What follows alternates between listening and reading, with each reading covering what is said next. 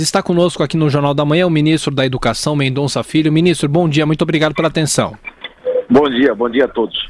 Ministro, é claro que esse quadro em que a escola particular é melhor do que a escola pública é um quadro que há anos reina aqui no Brasil. Claro que o senhor chega agora no Ministério com esse novo governo. A grande questão é como começar esse trabalho de, entre aspas, formiguinha para tentar mudar essa realidade, hein? Bom, é um trabalho, como tudo em educação, de médio e longo prazo, mas a gente tem que dar o primeiro passo, né?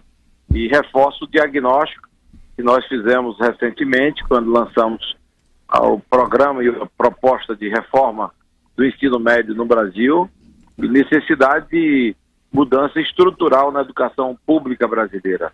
Eu sei que o problema não está só localizado no ensino médio. Se você analisar educação infantil, alfabetização, fundamental, e conseguiu uma universalização nos anos iniciais bastante satisfatória, e nos anos finais é um desempenho que evoluiu, mas a partir do segundo fundamental a gente já começa a acumular problemas ainda mais graves, do ponto de vista de distorção idade-série, do ponto de vista de aprendizado acumulado negativamente para o aluno, e quando chega no ensino médio a gente verifica essa tragédia toda que o Brasil está acompanhando, né? Os índices do IDEB mostraram claramente que as metas fixadas para a grande maioria dos estados não foram atingidas e para o Brasil também não foi atingida. Então, há necessidade de mudança do ensino médio. Eu fico, às vezes, até a me perguntar como é que a gente ainda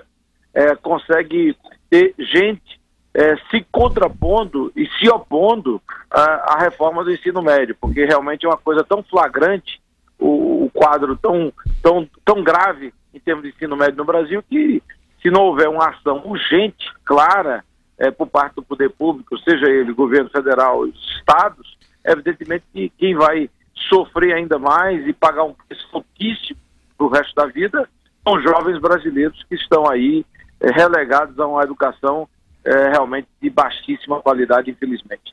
Ministro Mendonça Filho, bom dia. Marco Antônio Villa, ministro. Bom dia, Villa. Deixa eu perguntar uma questão, já que o senhor está falando justamente de questão urgente. A reforma do ensino médio, por notícias que saíram recentemente nos jornais, disse que o governo quer adiar, seria adotado em 2017, quer adiar para 2018. Isso é verdade? A reforma vai ser adiada? A sua implantação? Não, na verdade, o que há é que o processo de implantação da reforma ele se dará de forma gradual.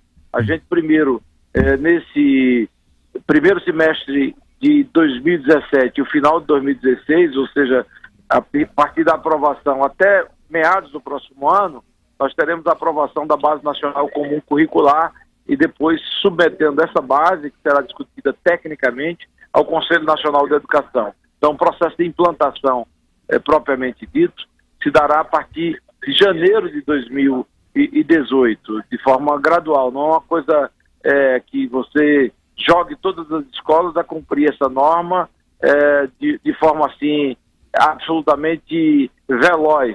Então haverá uma fase de transição que será negociada com os sistemas estaduais.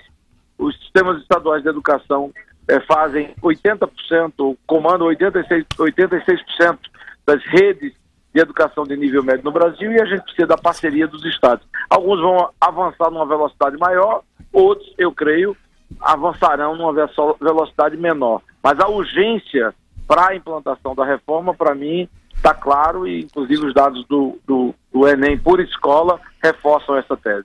Ministro, aproveitando, o senhor citou a Base Nacional Curricular. Aqui na Jovem Pan, no Jornal da Manhã, quando foi divulgada a Base Nacional Curricular no início do ano, eu fiquei estarrecido.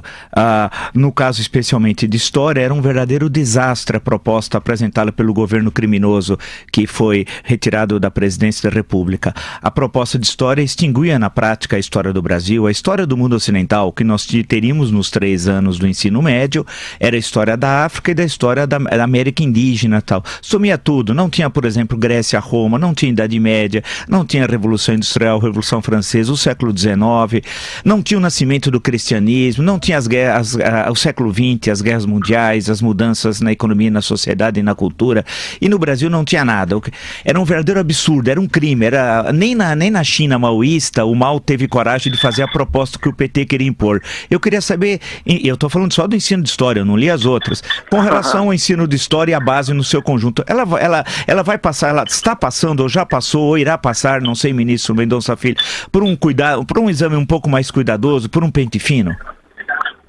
Será avaliada de forma absolutamente técnica e cuidadosa para eliminar esse tipo de absurdo, né? Eu considero um absurdo. Como é que você vai negar as origens históricas do Brasil e as relações históricas do Brasil com a Europa e com toda a realidade nacional? Isso é impossível, isso é uma coisa que não tem nenhum sentido, nenhuma base que possa ter sustentação no campo educacional e da pesquisa. Então, não é uma decisão minha, mas é uma decisão que será dada a partir de técnicos, pesquisadores, estudiosos e educadores que estarão alinhados com o requisito de garantir aos jovens do Brasil conteúdos em várias disciplinas e componentes curriculares que reflitam o melhor aprendizado para a formação do jovem, e não, evidentemente, um componente de um viés político e ideológico de qualquer que seja o lado. Ministro, na sua avaliação, qual é o grande drama da educação brasileira para a nossa juventude?